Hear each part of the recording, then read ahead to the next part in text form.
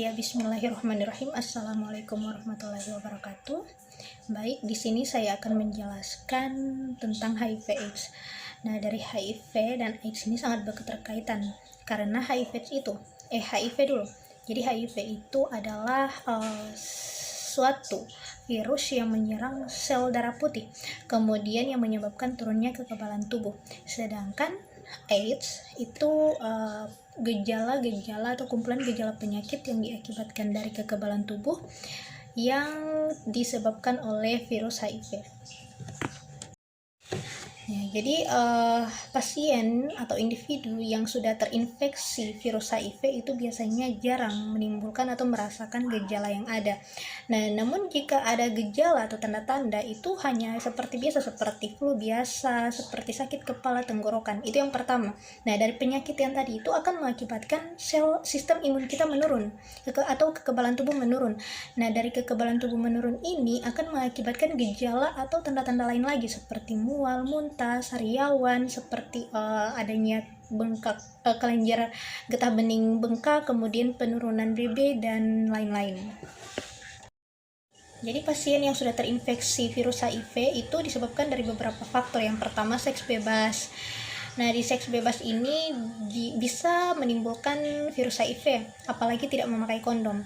Nah, yang kedua itu ada pada transfusi darah. Sebenarnya bisa melakukan transfusi darah, tetapi lebih diperhatikan pada alat-alatnya, usahakan steril. Kemudian melakukan penyuntikan, itu suntiknya harus steril. Bisa yang dari sudah disuntik ke pasien yang sebelumnya, itu harus diganti juga untuk pasien selanjutnya. Kemudian bisa berfaktor risiko itu selain dari keempat yang tadi, itu penularannya dari orang tua ke anak yang dilahirkan atau perinatal. Nah, jadi menjadi pantangan bagi penderita virus HIV itu yang pertama itu makanan yang tidak aman. Jadi kita tidak hanya menjaga pola makannya saja, tetapi kita harus menjaga sanitasi dan higienisnya makanan. Nah, kemudian makanan yang tidak matang. Mengapa?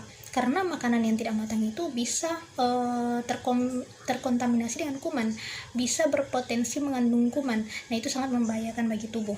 Kemudian makanan tertentu dan minuman yang berkarbonasi itu dilarang. Dan tidak hanya itu, kafein, makanan yang mengandung kafein dan alkohol, kemudian makanan yang tinggi zat besi. Makanan yang disarankan untuk penderita HIV itu yang pertama, makanan yang mengandung banyak kalori. Mengapa? Karena dalam penderita HIV itu mengalami penurunan berat badan yang drastis. Jadi kalori di sini berperan untuk mengembalikan berat badan yang turun. Kemudian makanan yang mengandung protein. Nah, dalam pasien yang menderita penyakit HIV ini, protein bisa berperan untuk membantu membangun kembali otot, organ, dan sistem kekebalan tubuh pasien. Dalam protein ini ada yang terbagi dua, yaitu menjadi protein hewani dan nabati. Bisa didapatkan dari hewan, yaitu ada ikan, ada seperti ayam atau daging lainnya. Kemudian ada protein nabati, itu ada kacang-kacangan, biji-bijian, dan lain sebagainya.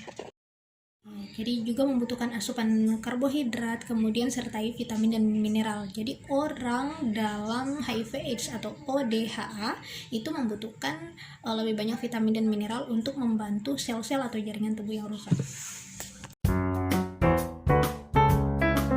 Kemudian penyakit tuberkulosis atau yang dikenal dengan TB. Jadi TB ini adalah penyakit paru-paru akibat kuman Mycobacterium tuberculosis.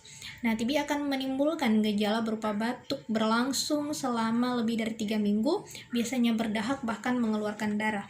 Nah, gejala-gejala TB ini biasanya demam, lemas, berat badan menurun, tidak nafsu makan, nyeri dada, dan berkeringat di malam hari. Ya, jadi pada pasien TB itu ada makanan-makanan yang menjadi pantangan dan yang direkomendasikan atau yang disarankan untuk penderita TB. Nah, yang menjadi pantangan itu makanan dan minuman, yaitu yang pertama minuman beralkohol, kemudian minuman yang berkarbonasi, minuman yang berkafein, kemudian batasi konsumsi produk olahan, kemudian hindari daging merah yang tinggi lemak. Dan makanan yang direkomendasikan itu yaitu yang pertama, sayuran berwarna cerah. Makanan yang kaya protein dan makanan tinggi vitamin C, makanan tinggi vitamin A, bijian utuh, dan lain sebagainya. Kemudian yaitu penyakit gastritis, di mana penyakit gastritis ini yaitu peradangan di bagian lambung. Bisa ditandai dengan nyeri pada bagian ulu hati.